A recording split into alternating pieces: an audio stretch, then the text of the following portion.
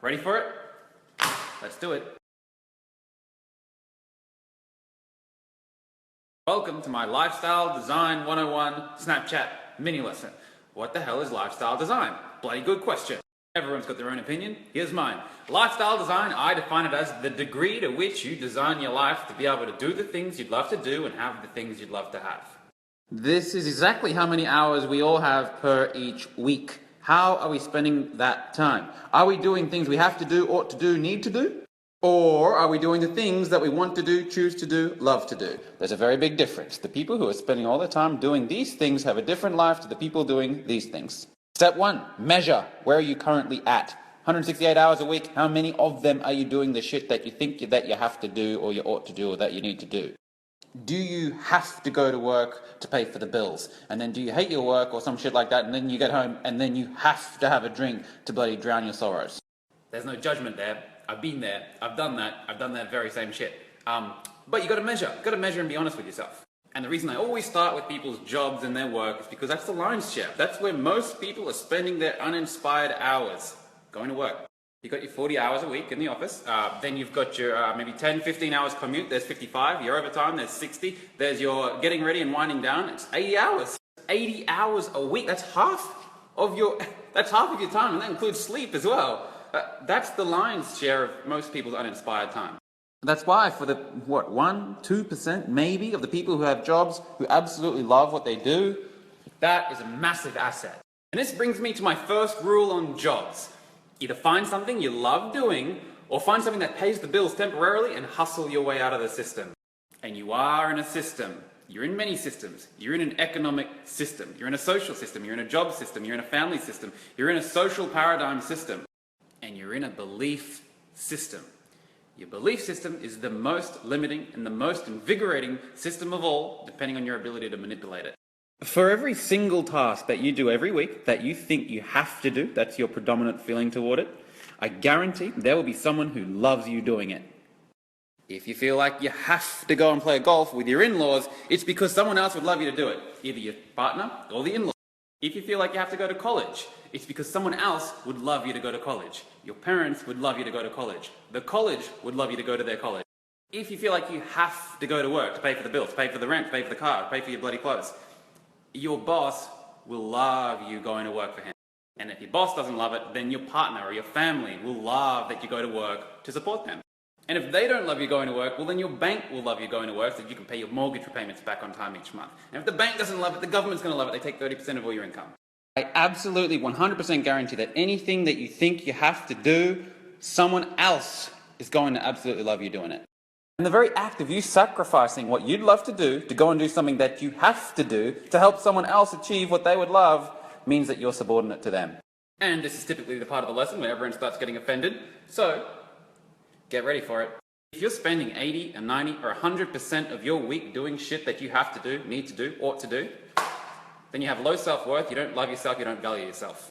Oh, but I have to do it for my kids, or I have to do it for my partner, or I have to do it for my boss, or I have to do it for mum or dad. No, motherfucker, you don't. You don't have to do shit. Your job is you. Your job is you. Do what you love doing. That's the best service you could ever provide to anyone. The best thing you could ever do for your kids is to lead by example and show them that it's possible to do something you love doing. The best thing you could do for your partner is to be inspired and grateful by doing something you love doing. The best thing you can do for humanity is to do something you love doing and inspire others with it. The masters of life focus here. The masses in life focus here. You think Elon Musk wakes up in the morning, oh my god, I have to go and build another spaceship today? No. Look up every master on Earth, read all their biographies, I recommend doing that, and then see how many have-tos they're doing every day. Oh, I have to do it. They don't talk like that. Okay, let's talk about some juice. Let's talk about the formula for lifestyle design. We'll talk about some houses, we'll talk about some cars. Real quick, we'll talk about first-class travel. These are typically the things we associate when we're talking about lifestyle design. I'm going to maybe crush some belief systems. There's a lot of funky belief systems around it. So here's a popular theory. Snap me back if this sort of resonates with you, rings any bells. Anything, by the way, that says popular, usually bullshit. Talk about bullshit. BS. Born smart. Many people think that you have to be born smart to end up bloody designing your life. Then we got to go and get a good education. You got to get good grades so that you can make sure you can get into a good university and get the required qualifications. Then you got to get a good job. and then you got to save like a motherfucker. And while you keep working hard, you'll eventually get a promotion. And then it's climbing the ladder until eventually you kind of become a little bit of a VIP. Give it, 10, 15 years, and eventually you will become a millionaire. Now we're cooking, because then you can buy the millionaire lifestyle. And that is lifestyle design, according to popular theory. Robin just got home. She's cooking up some lunch. I'm going to move the lesson into my office and continue. Here we go. Popular theory for lifestyle design. I'm going to suggest that we just piss that shit right off. This is the reality. This isn't theory. This isn't an idea. I'm living it. I've taught others to live it. It works. It's real. K+PI. Knowledge plus passive income equals lifestyle design. You get your knowledge, you get your passive income streams, and you can design your life. It's as simple as that. The reason income is so important is because it's the universal bartering tool for values exchange. Let me show you a diagram. Let's just say this is you, and what you love doing is baking cupcakes. You're a shit-hot cupcake baker. You're bloody good at baking cupcakes, and you love doing it. Now, let's say you want to go and travel. You're going to need to get on a plane and go to your desired destination, and perhaps the pilot doesn't want to accept cupcakes as payment. Same story for when you want to go and buy a new car. You want to upgrade your ride. You go into the dealership. The salesman might be gluten intolerant. He might not like cupcakes. He can't pay with cupcakes. This is why I'm always harping on about finding out what it is you love, what you're a leader in, what you're great at, and then figuring out a way to monetize it. Serve people and sell it to them. Do what you love, figure out how to monetize it, turn it into passive income. Don't work as a slave in your own business for the rest of the time. Then you can use that money to go and do the things you want to do.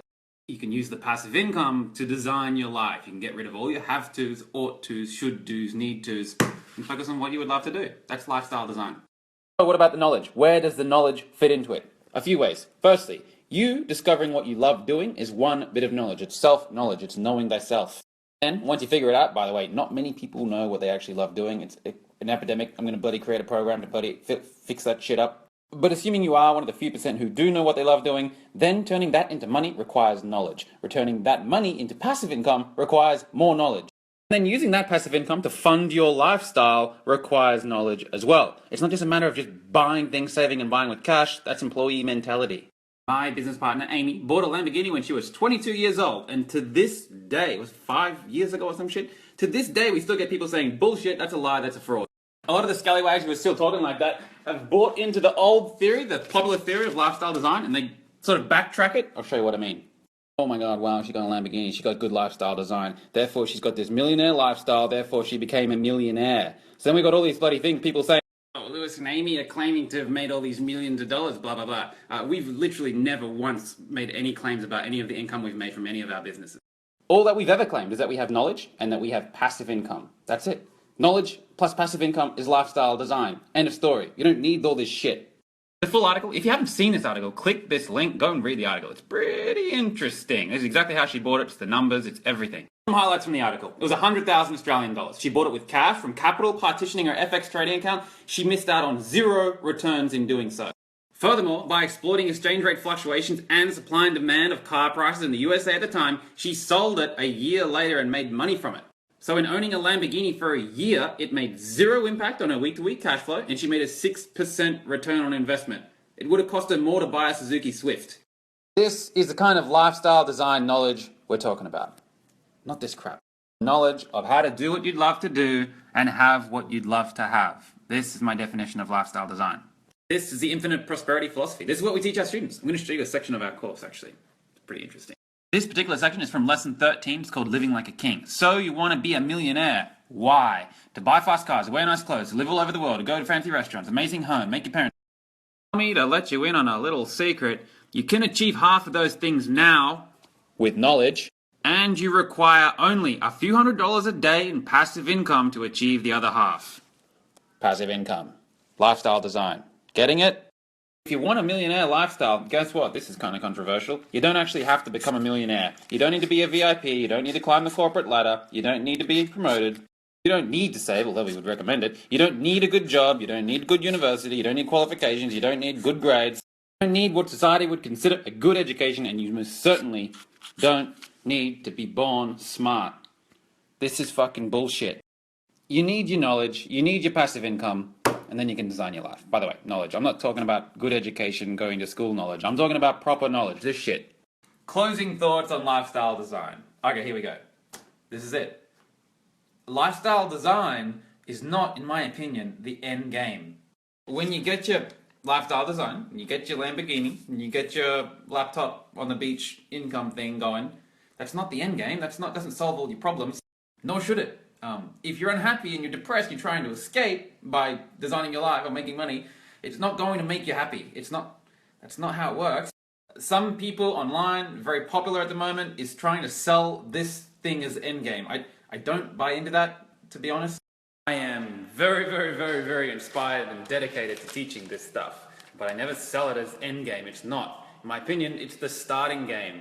This is priority. Designing your life is priority. That's not some future destination. That happens now, as soon as possible. Design your life. Because for the duration that you're spending 80, 90, 100% of your week doing things that you have to do, need to do, what to do, should do, you're not living your life. You're living someone else's.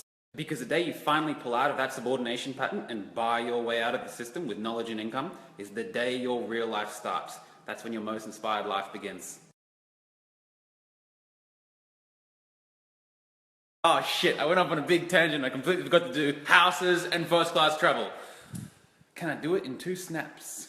Housing. Learn to crunch the numbers. Don't buy into tradition. Don't just follow the great national dream of your particular country. Never go into debt that doesn't produce cash flow. Mortgages are death pledges. And for travel, learn the differences between the prices and the inclusions of the differing classes on airlines. Become loyal to hotels and airlines. Exploit their point system. Get a credit card. Use it wisely.